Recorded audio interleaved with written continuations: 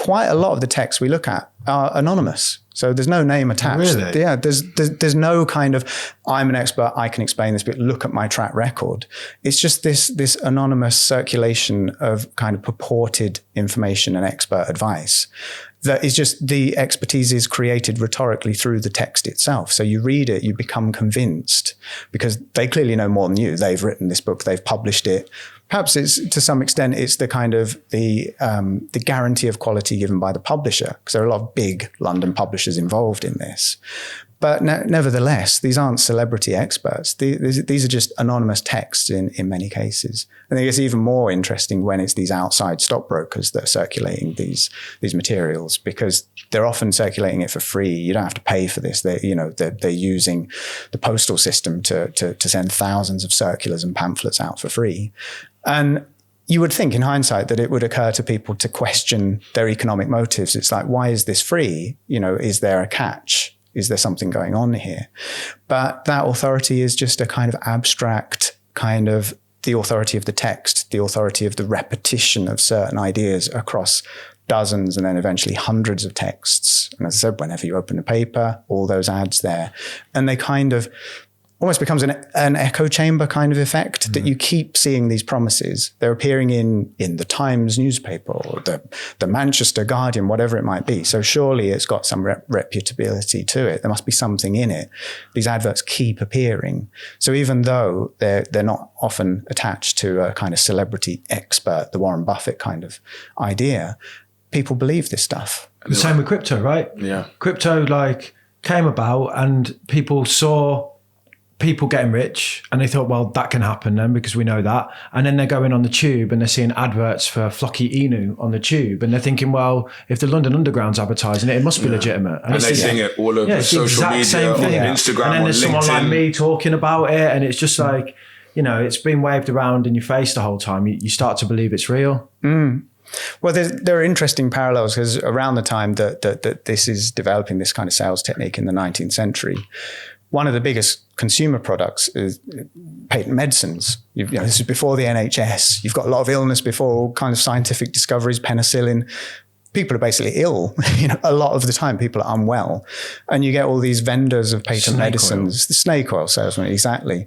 And I think it's not a coincidence that if you look at a 19th century paper, the outside brokerages are literally often advertising next to the latest snake oil remedy. And so it's kind of this idea that they're almost feeding off each other, people's hopes, people's desperation, people's lack of knowledge, people's lack of and we can fix that with call this on that.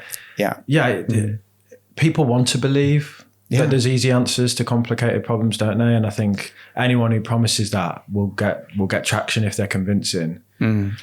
And I guess they reinforce each other. Like all the adverts in the different papers are not conflicting adverts. They're all kind of saying, get into the stock market, you can make loads of money. So every advert they see and everything they hear is reinforcing the initial idea they first heard, right? And so as time goes on, they kind of get more sophisticated because there are a lot of people getting burned. There are a lot of people losing money. And the ads begin to acknowledge that and kind of pointing the finger at other brokerages or other advisors saying, don't do business with them. Don't believe everything you read in the paper. Believe us. So it's a kind of this economy where don't trust the others, but you can trust us. And it might seem like a transparent strategy, but that works as well. So there's an element of survivorship bias that I see online where it's like, I bought Tesla at 100 and it's now worth 1,000. So I know what I'm doing. Whereas actually you're just the one example of the guy who did that. Like you just so happened to buy it. And now they're selling courses on how to buy the next Tesla and things like this. Like people who bought Bitcoin. A guy might have been buying a bag of weed online and bought 100 Bitcoin at the time and forgot about it. And now he's worth loads, but he's now a crypto trader. Do you know what I mean? And it's like, how many of these people are just lucky or like you say, and they get there and then they tear down other people's reputations and it's just survivorship bias in this publication. One thing that I found really interesting from your research though was not the fact that it's all just about making money, but that it quickly became apparent that a lot of it was about entertainment and that people kind of enjoyed the consumption, like armchair traders and things like this that never actually did it. I think so. I think that's a huge element in it. And that's built into the genre, that occasionally the authors will make references to the idea that, well, you may not actually do any of this, but it's useful to know, or it's fun to kind of think about it or imagine it or fantasize about it. So there's a real kind of, particularly in the 19th century, the stock market is a big deal. It's growing, but the proportion of the public that's invested in the market is still, by today's standards, quite small.